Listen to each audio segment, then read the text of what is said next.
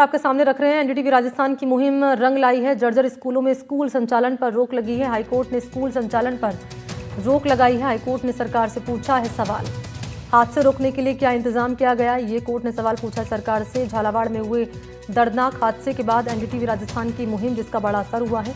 Rajasthan high court ने इस मामले पर स्वतः संज्ञान लेते हुए प्रदेश के 86,000 से ज्यादा जर्जर क्लासरूम में तत्काल प्रभाव से स्कूली संचालन पर रोक लगा दी है।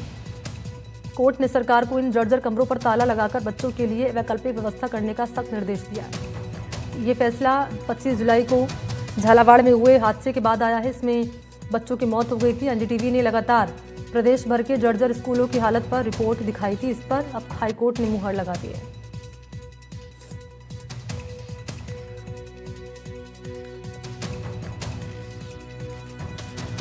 और सहयोगी इस वक्त हमारे साथ मौजूद हैं, विश्वास की मौजूदगी है और सहयोगी रियाज इस वक्त हमारे साथ मौजूद हैं। पहले मैं रियाज आपके पास ही आ रही हूं क्योंकि झालावाड़ हादसे के बाद ही कोर्ट ने यहां पर आदेश दिया है सरकार और यहां पर पूछा है कि क्या व्यवस्था की गई है वैकल्पिक तौर पर उन तमाम बच्चों के लिए जो कि जर्जर स्कूलों में पढ़ने के लिए शिक्षा हासिल करने के लिए मजबूर हैं। ज़रा मैं चाहूँगी आप दिखाएं कि क्या असर ग्राउंड पर नज़र आ रहा है। और सरकार ने क्योंकि जवाब भी मांगा है यहाँ पर, माफ़ कीजिएगा, कोर्ट ने सरकार से जवाब भी मांगा है कि क्या अब वैकल्पिक व्यवस्था की गई है बच्चों के लिए। जर्जर चिन्हित किया गया था वहां पर तो शिक्षण कार्य बंद कर ही दिया गया था, लेकिन जब कल शाम को जैसे ही ये अदालत का आदेश आया है, हाईकोर्ट का आदेश आया है, तो उसके बाद अब ऐसे स्कूल जिनमें फिलहाल शिक्षण कार्य चल रहा था लेकिन वहाँ पानी टपक रहा था या भवन जर्जर हो रहे थे और बच्चों को बैठाया जा रहा था, उनको भी अब बंद कर दिया गया है। मैं आपको दिखाना चाहूंगा, मैं झालावाड़ के Mahatma Gandhi English medium school में इस वक्त मौजूद हूँ और मैं मेरे सहयोगी से कहूँगा आपको दिखाएं जो बिल्डिंग की हालत है। आप देख सकते हैं कि किस कदर यहाँ पर ये हालत इसकी जर्जर हुई है।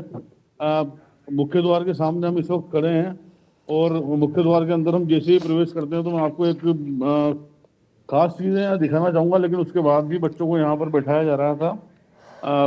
आप ये देख सकते हैं कि यहाँ पर चेतावनी लिखी है, ये भवन बरामदा जर्जर है, कृपया इसके अंदर नहीं आए। लेकिन अब इस स्कूल में पढ़ने वाले जो बच्चे हैं उन सभी को इसी रास्ते से होकर गुजरना पड़ता है।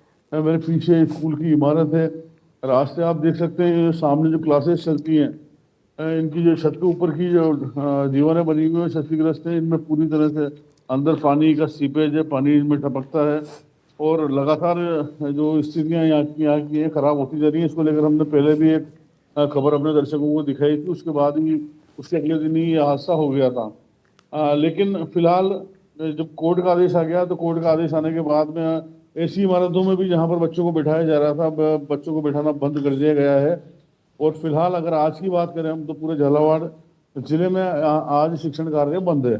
जी, शिक्षण कार्य बंद है, लेकिन सवाल अब ये है ना कि व्यवस्था क्या की गई है सरकार की ओर से, क्या या फिर क्या की जाएगी झालावाड़ में, क्योंकि तस्वीरें जो हम लगातार देख रहे थे सामने आ रही थी और डेटा जो सामने आया था वो तो काफ़ी ज़्यादा था। बच्चे काफ़ी ज़्यादा हैं और जर्जर स्कूलों की संख्या काफ़ी ज़्यादा है। ऐसे में वैकल्पिक व्यवस्था के तौर पर क्या इंतज़ाम किया गया झालावाड़ में, ये जानकारी आपसे लेंगे। इन सबके बीच में एक बार विश्वास आपके पास आते हुए ज़रा बताएं, कोर्ट ने क्या आदेश दिया है, क्या कोर्ट ने कहा है और अपडेट किया है, अब तक कुछ इसका असर नज़र आया है ग्राउंड पर?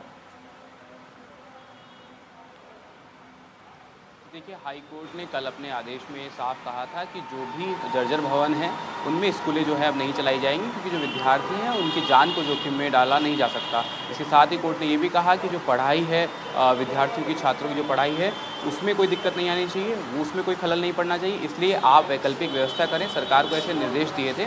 इसके बाद अभी तक तो कोई आधिकारिक बयान नहीं आया, लेकिन जो सरकार है उसके लिए बहुत चुनौतीपूर्ण रहेगा, जो प्रशासन उसके लिए चुनौतीपूर्ण रहेगा वैकल्पिक व्यवस्था ढूंढना, क्योंकि आप देखिए हज़ारों की संख्या में जो भवन है वो जर्जर हालत में है। जो प्रारंभिक सर्वे रिपोर्ट हमने कल सुबह से ही दिखाना शुरू किया था, जो रिपोर्ट जो हाई कोर्ट में भी दाखिल की गई है राज्य सरकार की तरफ से, जिसमें 5,567 जो भवन है राजस्थान में वो जर्जर हालत में बताए गए हैं। और जयपुर शहर की बात करूं मैं तो वहाँ पर भी 185 ऐसे भवन हैं जो कि चिन्हित किए गए हैं कि जो जर्जर अवस्था में है।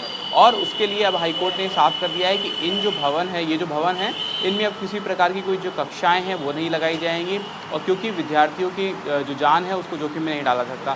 साथ ही हाईकोर्ट ने स्पष्ट किया है कि राज्य सरकार का यह दायित्व बनता है कि वह सुनिश्चित करे कि जो विद्यार्थी हैं, जो छात्र हैं, उनको पढ़ाई मिल पाए, उनकी शिक्षण व्यवस्था, उनकी जो शिक्षा है उसमें किसी प्रकार की कोई बाधा ना हो, कोई दिक्कत ना हो, इसके लिए आप वैकल्पिक व्यवस्था कीजिए। लेकिन इतने भारी संख्या में जो भवन है वो जर्जर हैं, इनमें किस तरह से जो इनकी कक्षा है उनकी वैकल्पिक व्यवस्था की जाती है, ये देखना बहुत दिलचस्प होगा, क्योंकि बहुत चुनौतीपूर्ण रहने वाला है प्रशासन के लिए। और आप देखिए इतने भवन जो थे राजस्थान में वो जर्जर भवन थे, और उसके बाद में भी जो प्रशासन है उन्होंने इतने सालों से इस पर कोई कार्रवाई नहीं की, कोई ध्यान नहीं दिया, और ऊपर से लेकर नीचे तक इसमें प्रशासन की जो उदासीनता है, जो भ्रष्टाचार है, और इस चुनौतीपूर्ण विश्वास हम इसलिए भी कह रहे हैं क्योंकि एक डेटा सामने आया है, और वो डेटा ये बता रहा है कि 60 साल लगेंगे कम से कम मरम्मत करने में इन स्कूलों को, और बजट चाहिए 25,000 करोड़ का।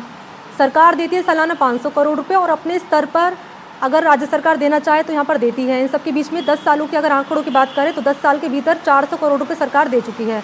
तो ये 25,000 करोड़ की अमाउंट कहाँ से आएगी? और क्योंकि अब हाईकोर्ट ने इस मामले में आदेश दे दिया है कि जर्जर स्कूलों में बच्चे नहीं पढ़ेंगे, क्लासेस संचालित नहीं होगी, तो इम्प्लीमेंटेशन इसका अभी शुरू किया गया है, कब शुरू किया जाएगा? क्योंकि तस्वीरें हमने देखी थी विश्वास, पाली से आई गेस सामने आई थी, जिसमें हालत इतनी ख़राब थी स्कूल की कि खुले आसमान के नीचे बच्चे पढ़ाई कर रहे हैं।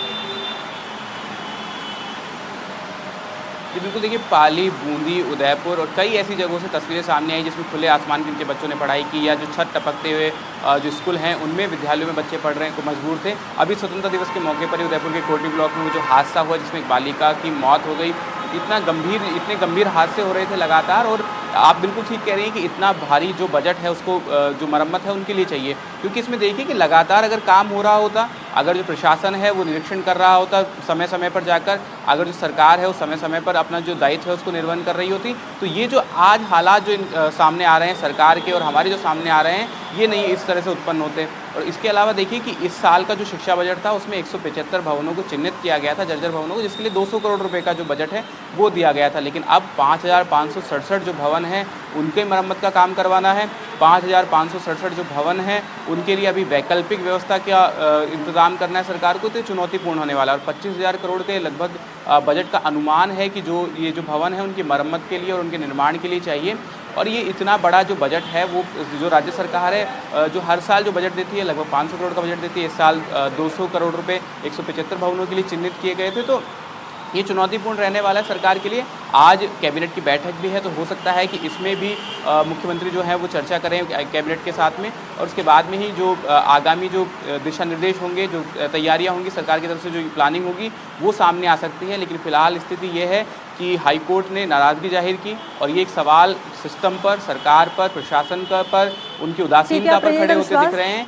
विश्वास आप रहिएगा, एक बार मैं रियाज के पास चलती हूँ। रियाज, इम्प्लीमेंटेशन नजर आ रहा है आदेश का ग्राउंड पर झालावाड़ में? देखिए फिलहाल अगर आदेश की पालना की बात करें तो कहीं कुछ नजर नहीं आता। एक दो स्कूल ऐसे हैं जिनमें शिक्षण कार्य अभी तक जारी था, उन स्कूल्स की भी आज छुट्टी की गई है, लेकिन अदालत के आदेशों का हवाला देकर इनको बंद नहीं किया गया है। फिलहाल ये स्कूल, इनमें जो शिक्षण कार्य बंद हुआ है इसमें अत्यधिक बारिश का हवाला दिया गया है। कहा गया है कि बारिश बहुत तेज होने के चलते आज की जो छुट्टी है वो डिक्लेयर की गई कि आज छुट्टी रहेगी। लेकिन अभी हाई कोर्ट के जो आदेश आए थे उनको लेकर प्रशासन की तरफ से कोई निश्चित दिशा निर्देश नहीं दिए गए हैं कि किस तरह से ये स्कूल बंद रहने वाले हैं या कोई वैकल्पिक व्यवस्था इनके लिए की गई है। दूसरा मैं आपको बताना चाहूँगा कि जैसे अभी आंकड़े साफ तौर पर बता रहे हैं कि प्रत्येक वर्ष 500 करोड़ रुपए बजट मिलता है, यह बजट का प्रावधान है। पिछले 10 सालों में सिर्फ 400 करोड़ ही मिल पाए। तो जो हम प्रोजेक्शन की बात कर रहे हैं कि आगे 60 साल इस रफ्तार से अगर हम चले तो मरम्मत में लगने वाले हैं, तो इन चीज़ों को भी हमें ध्यान रखना होगा कि जब बजट जो है 40% ही मिल पाया पिछले 10 सालों में, तो ये जो रिपेयरिंग और मेंटेनेंस की प्रक्रिया है ये कहाँ पहुँच सकती है। ऐसे में ज़रूरी है कि जब अदालत ने आदेश दिए हैं तो इनकी कड़ाई से पालना की जाए, सरकार भी इस बारे में ठीक से प्लानिंग करे ताकि इस काम को जल्दी करवाया जा सके, स्कूलों को दुरुस्त किया जा सके, क्योंकि ये बड़ा ही एक पेचीदा मामला हो चुका है। बड़ी ही ये एक अलग सी बात है कि अब इतने सारे स्कूल्स के लिए आखिर में वैकल्पिक व्यवस्था किस तरह से हो पाएगी, इसके लिए कोई प्लानिंग नज़र नहीं आती है। बड़ा ही चुनौतीपूर्ण ये कार्य अब सरकार के लिए बन गया है। ऐसे में ज़रूरी है कि इसमें कोई प्रभावी कदम उठाए जाएं। विश्वास, यहाँ पर रियाज कह रहे हैं कि कोई वैकल्पिक व्यवस्था अभी तो फिलहाल ग्राउंड पर नजर नहीं आती है, क्या जयपुर में भी यही हालात हैं?